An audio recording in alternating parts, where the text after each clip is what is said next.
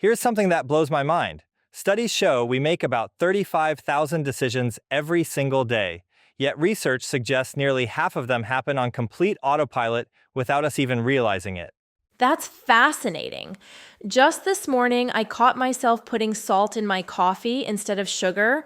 My brain was clearly not fully engaged.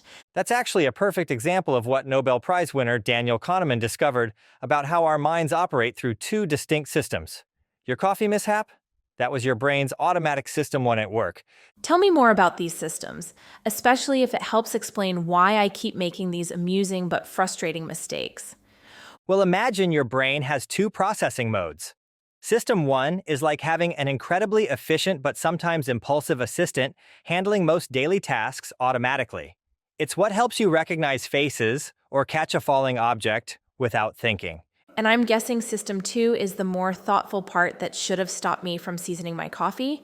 Exactly. System 2 is like having a brilliant but lazy consultant who only engages when absolutely necessary. Research shows it burns about 20% of our body's energy when fully engaged, which explains why complex mental tasks feel so exhausting.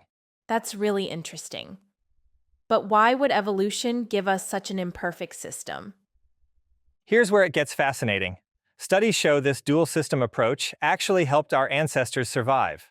System 1 could instantly react to threats, while System 2 handled complex planning like hunting strategies. Kahneman's research reveals we still rely on System 1 for about 98% of our thinking. So how do these systems affect our decision-making in modern life?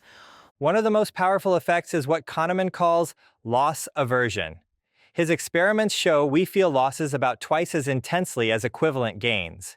It's why losing $100 feels way worse than finding $100 feels good. That explains so much about my behavior with money and investments. And it gets even more interesting when you look at how these biases affect major life decisions. Studies show about 80% of people think they're above-average drivers, which is statistically impossible. This overconfidence bias leads to all sorts of poor choices.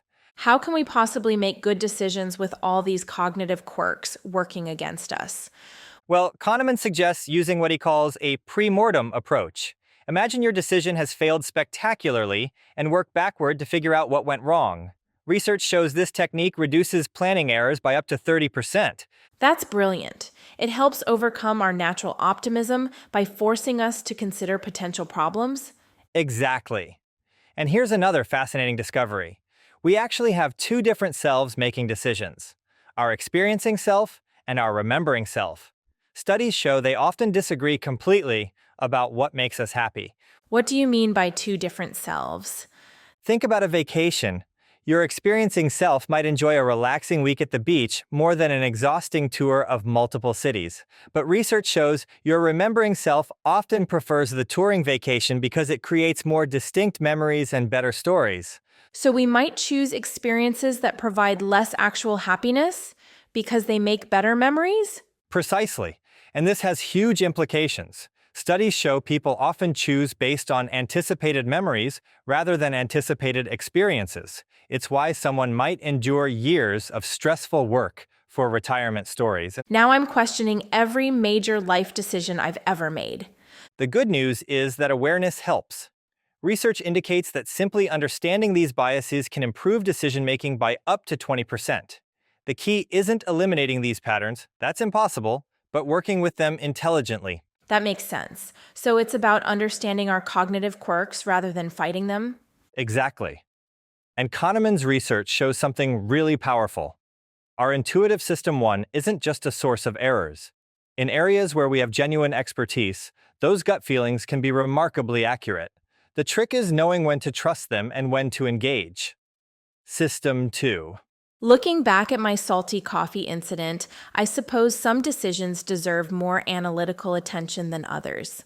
That's the perfect takeaway. The research suggests that for routine decisions, System 1 is incredibly efficient. But for important choices, career moves, major purchases, relationship decisions, we need to deliberately slow down and engage System 2. Understanding this distinction might be the most valuable insight of all.